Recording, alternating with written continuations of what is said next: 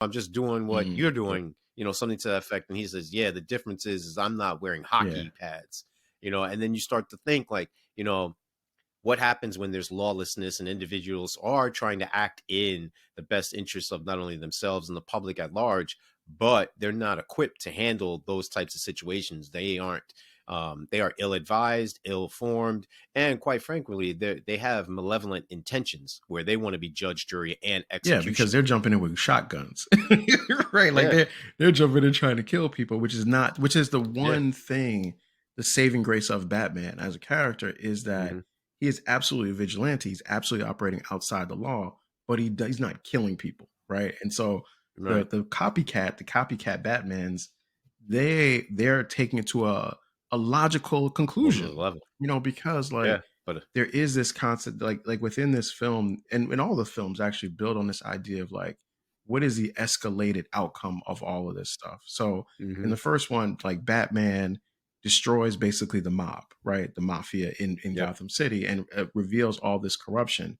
Now those same people are like, all right, cool, we can't stop this dude, so we need to call the hmm Joker to deal with it, which escalates the situation. And then of course in the Dark Knight Rises, then you see like the final escalation, which is complete societal breakdown at the hands of Bane, right? So it's like there's just so many. There's such a rich film, and the fact that Nolan is able to tell the conclusion of that story and take it to a reasonable ending is what I think makes it one of the better comic book trilogies of all time.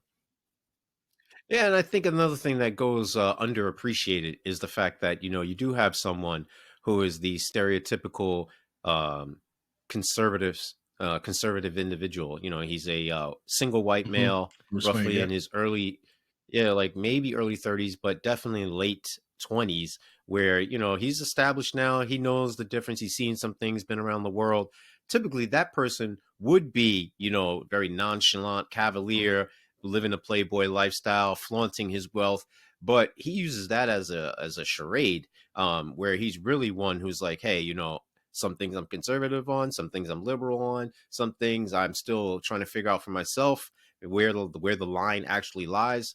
I think that segment is ripe for commentary as a yeah, whole. yeah. Because it's also because you also get into like the idea of class distinction, right? Because Hmm. Bruce Wayne is like not in the class of most of the people he comes into contact with in these No. movies, and even in that scene where he's at dinner with Harvey Dent and Rachel, which I love, like how he's like, Yeah. "No, they're gonna let me stay there because I own this joint." Like Bruce has a lot Yeah. of flexes throughout the film, but Yeah. like like he kind of sits back and does the who appointed the Batman to do these things, and he's like hmm playing that psychological game with Harvey Yeah. Dent Trying to see. that people who've read Batman comic books for years like, because they know that for the most part, Batman is the real thing and Bruce Wayne is the Hmm. mask, right? So like he Yeah. plays a great job of playing the mask, and that's why I said I think Christian Bale does a better job playing Bruce Wayne in this movie than he did in Yeah. Batman Begins.